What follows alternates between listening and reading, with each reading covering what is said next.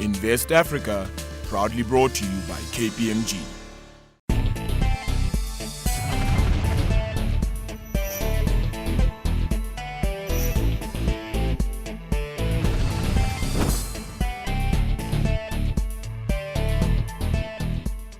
It's that time of the week again where we look at investment opportunities on the continent. Hello and welcome. I'm Nozi Pumbandra and this is Invest Africa. Thank you for making the time to join me tonight.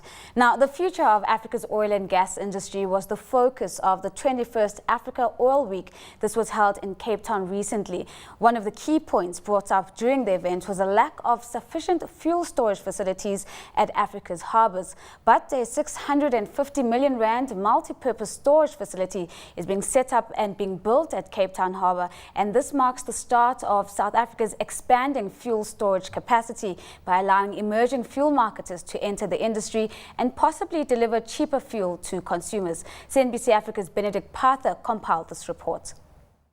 The introduction of an independent fuel storage and distribution hub at the eastern mole of Cape Town's harbour could see smaller players entering the downstream petroleum market, fostering competition and cheaper fuel. This is according to Shane Jiggles, whose emerging firm Gulfstream Energy recently signed a 3-year deal to store 120 million litres of fuel per year at Cape Bergen terminals. When we talk about the possibility of being able to supply cheaper fuel to consumers because of a storage facility like this, it is because we will have the ability to bring fuel in at very competitive rates. And if independents are taking that fuel to the market, independents operate, the smaller ones, at a lower operating cost generally than the big majors do. So if our operating costs are lower and we're able to access products at more or less the same prices or at competitive internationally pegged prices, it gives us the opportunity to make that product available to the consumer at a cheaper price. And cheaper fuel drives more activity in the market, it drives more activity in the economy.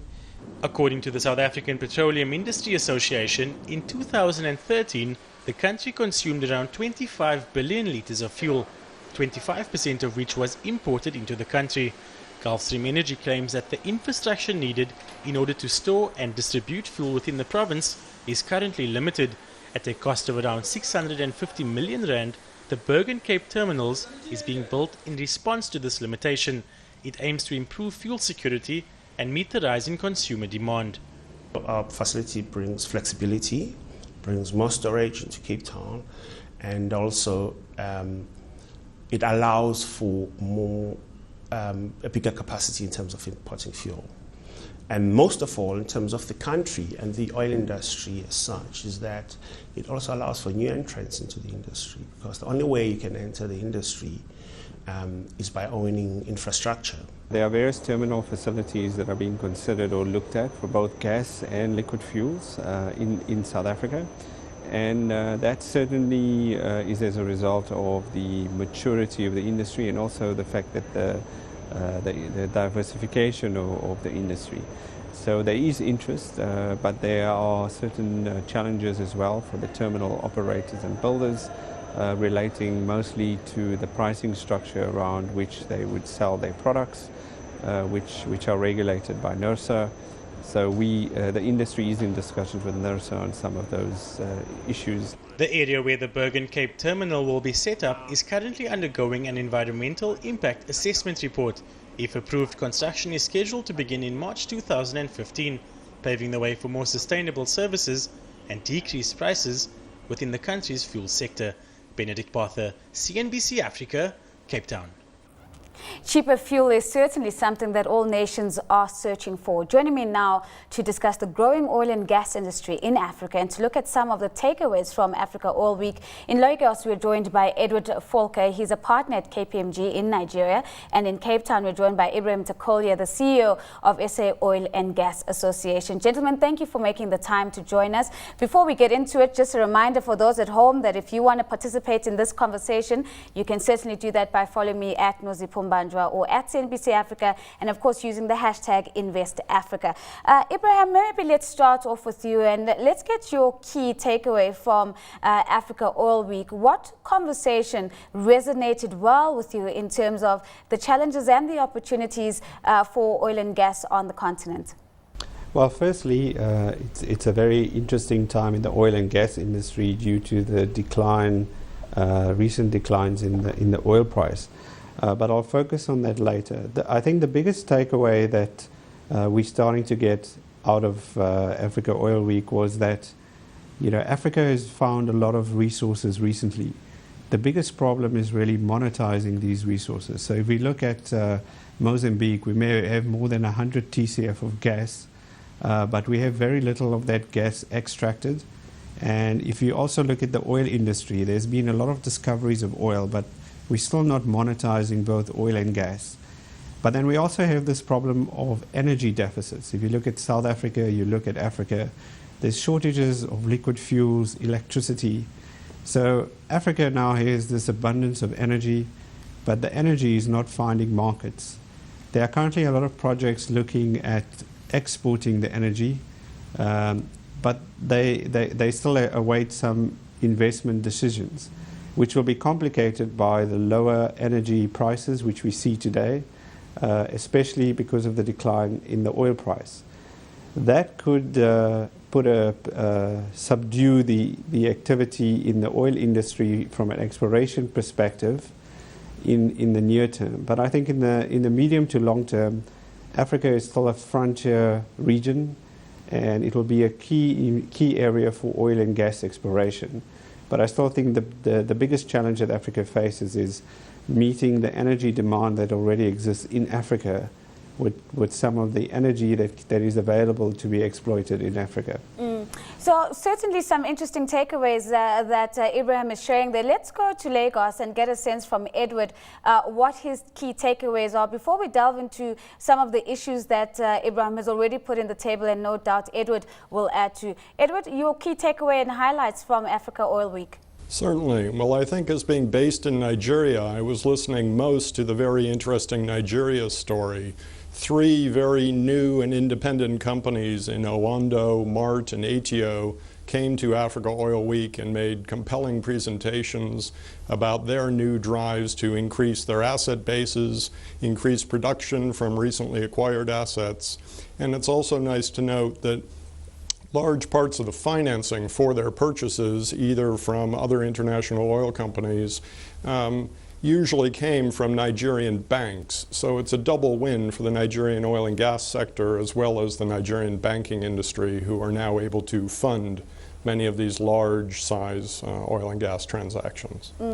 I'm no doubt we're certainly going to get into some of those issues, but maybe staying with you, Edward, in particular, let's look at the demand for oil coming out of Nigeria. We've recently learned that the trend has been downward. We're seeing OPEC, although optimistic about the price of Brent crude, pegging it at $110 per barrel, but other analysts saying this could drop to as low as $30 a barrel. What are the implications for an oil exporting country like Nigeria should those numbers come to fruition? Well, certainly without commenting specifically about oil price, I've been in the industry 27 years and I'm no better at predicting oil and gas price than I was 27 years ago. I would say that I think the key issue there is really with governments. I think the industry, by and large, knows how to handle some of these cycles of prices going up and down, how maybe to delay a project or high grade their projects to make sure they're efficient with their shareholder money. But the governments certainly usually get hit the most, and by government, of course, we're talking about the people. And where countries like Nigeria are heavily dependent on oil revenues, it will be a challenge for the Nigerian government and other African economies who receive so much money from the industry. Ibrahim, I'm certainly not going to ask you to predict the oil price, but maybe give us your insights into the views that we're getting, the $110 a barrel we're getting from OPEC, the $40 to $30 a barrel that we're getting from other voices. What does this mean really for the future of the industry, for the continent? At $30 a barrel, is this still a sustainable investment space? Yeah, I think from Africa Oil Week, there were two schools of thought on the price. The one believes that the lower oil price is a medium term or short to medium term, meaning it would last 6 months to a year, and that we would go back to relatively high prices. The other school of thought believed that there is a fundamental shift in the energy market taking place, and that oil prices are going to be at lower levels for a while to come, given that the US is now or is expected to become energy sufficient next year. So either way, it will certainly be interesting times for the oil and gas industry in Africa. How it affects oil and gas in Africa is really the big play in Africa at the moment is the upstream industry or the exploration side, and that is extremely costly and it requires a significant amount of risk capital. So the medium term concern would be if that oil prices stay low, then you could see some subdued activity in exploration. And that is certainly something that would not be good for the industry. But what we also have to look at is emerging markets continue to grow and develop, and Africa is a good example where we have a rising middle class, and as I mentioned earlier, that we have the huge energy deficits already in Africa. So I do think, if I can put my hat on from that perspective, and based on some of the industry experts that were at Africa Oil Week, I think $30 is too low. I think the most of the analysts are saying that it would settle at lower levels, but certainly not $30, given the energy demands and constraints in the world that do exist. Maybe just before we go to break, Ibrahim, let's quickly get your view on the cost of exploration, since you've put it on the table. We heard from Edward a bit earlier that Nigerian banks have come to the party financing a lot of the oil and gas finds. To what extent are we seeing similar trends in South Africa? Yeah, I think Nigeria is at a very different stage of development from its oil and gas fields. Nigeria has had 40 years of development. And the acquisitions or the financing of the acquisitions being referred to relate more to the already fields that are already in production that are being financed by banks. In the South African context, because we had very early stage exploration, that will not be undertaken through bank finance. It will have to be undertaken through the oil companies themselves, who will fund it. There will be some, bank financing, but largely exploration is self-financed through the company holding the exploration license. Let's take a quick break on that very note. When we do come back, though, let's delve in a little bit more into the oil and gas opportunities on the African continent. Do stay with us. We'll see you after the break.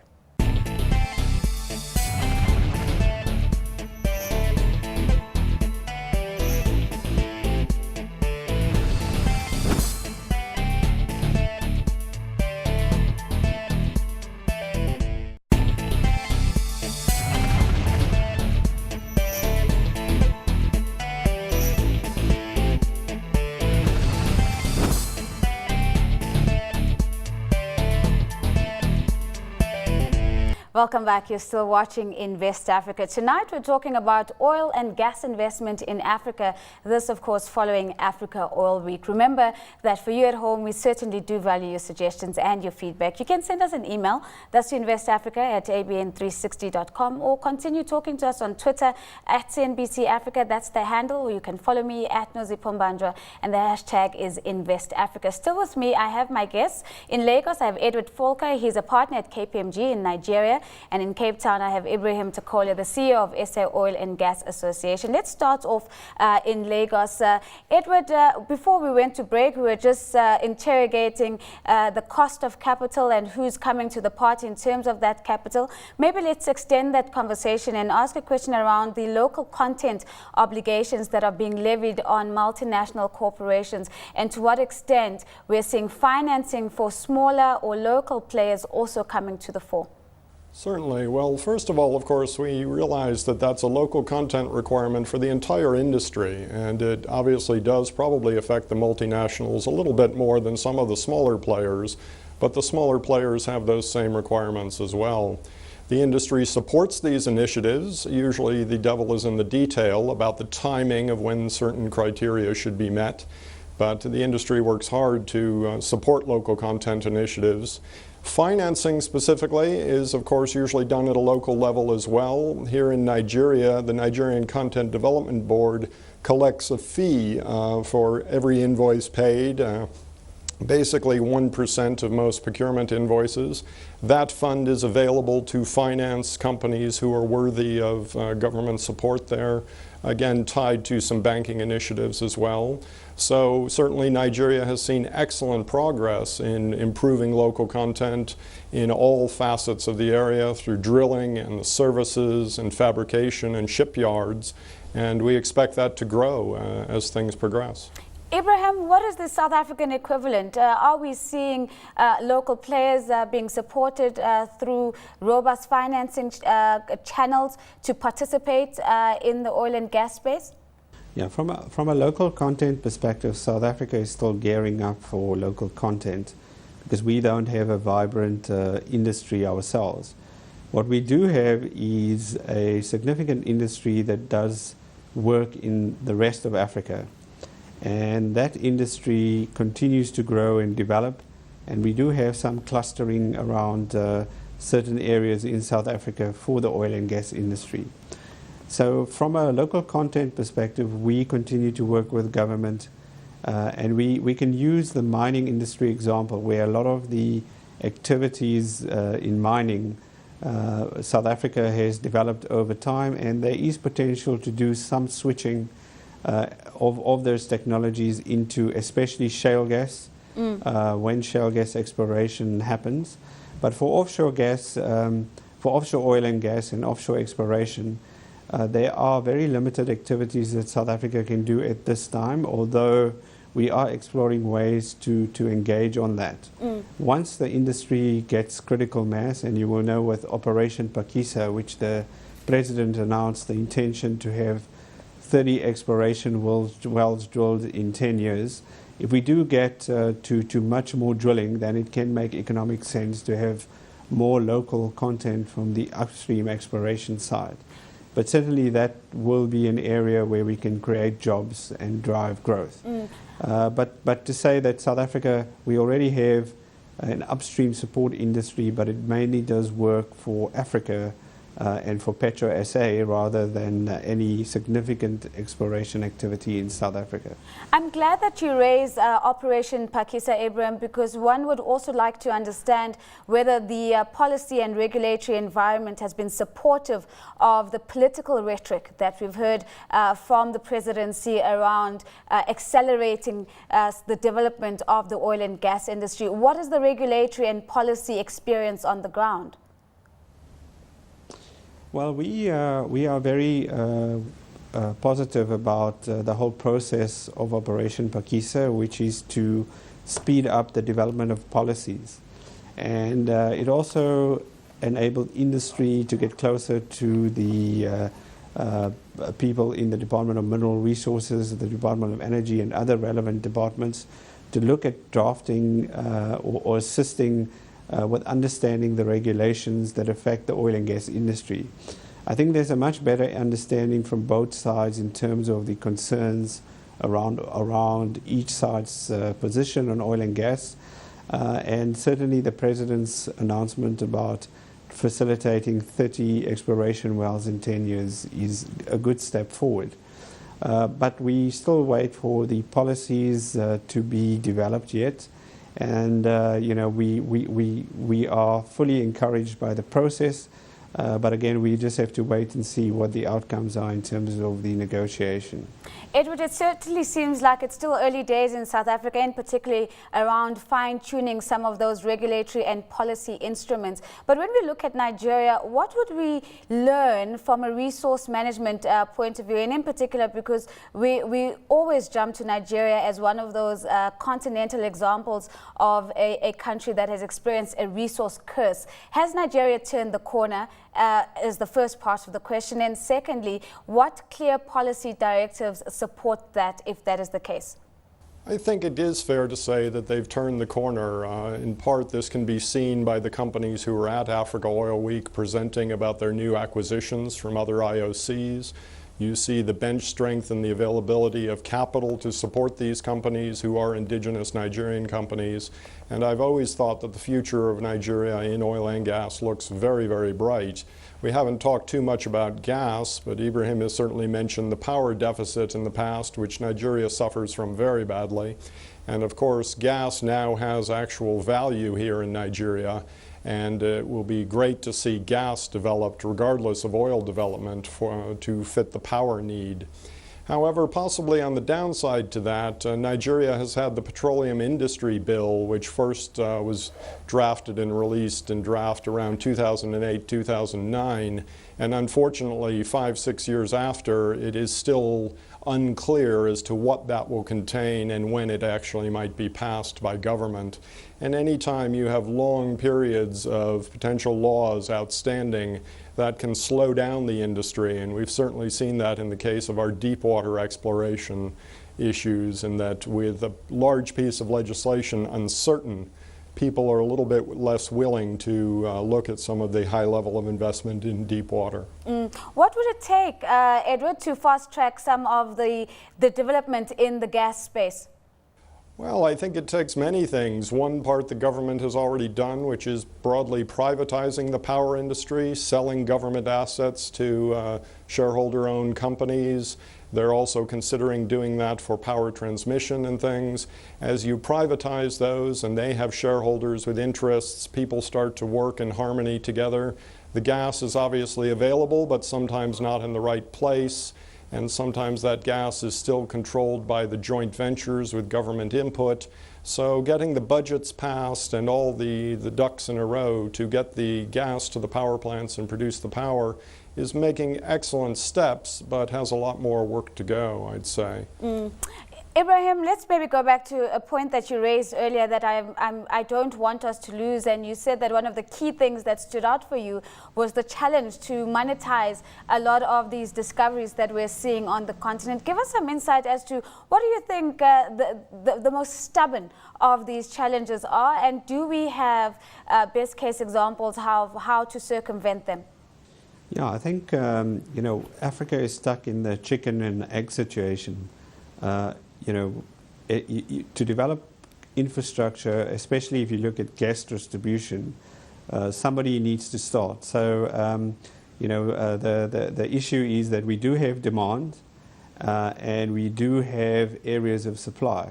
So getting the infrastructure now developed is, I think, one of the biggest challenges for Africa. So it's, again, as I mentioned, we have more than 100 TCFs of reserve in Africa at the moment of gas, but we have very limited output of gas. In fact, the only pipeline at the moment, or the only country that's exporting gas, is Mozambique to South Africa, and that's from the Panday and Tamane field, and then there's a small pipeline from Nigeria to Ghana. But other than that, there's limited movement of energy within Africa. And for me, the most telling thing is when I travel into Africa, I can see the energy deficits.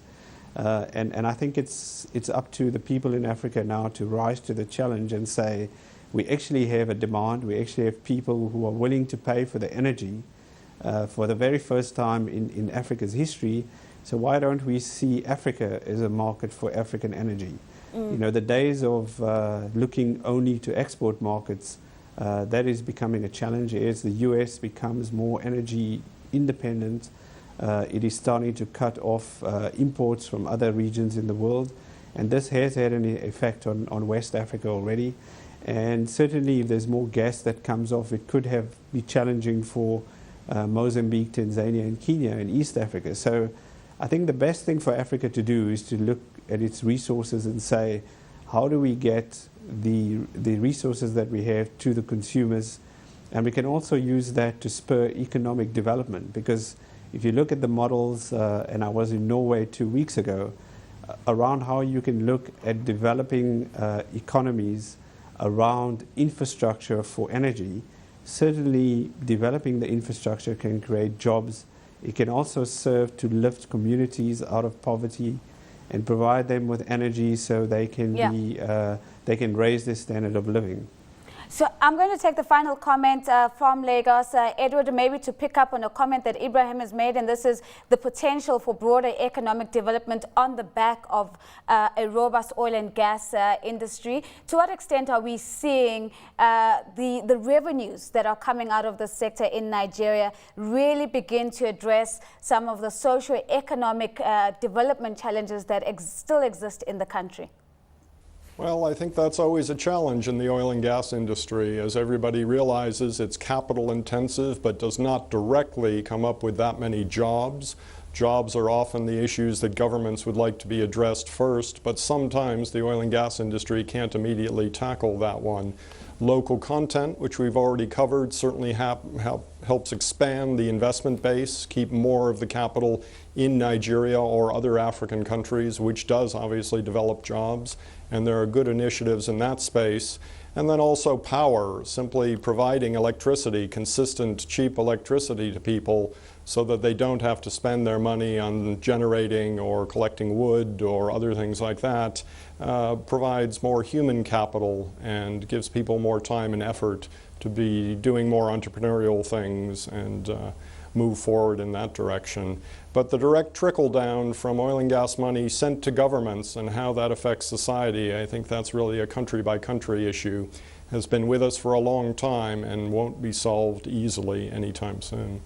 Unfortunately, that's all we have time for tonight, but a very big thank you to my guest. That's Edward Volker. He's a partner at KPMG in Nigeria, and Ibrahim Takola, he's the CEO of SA Oil and Gas Association. Riveting insights there, looking at the opportunities on the continent. Please do remember to send us your comments. The details to do that are on your screen right now. From myself and the Invest Africa team, it's goodbye for now and see you soon.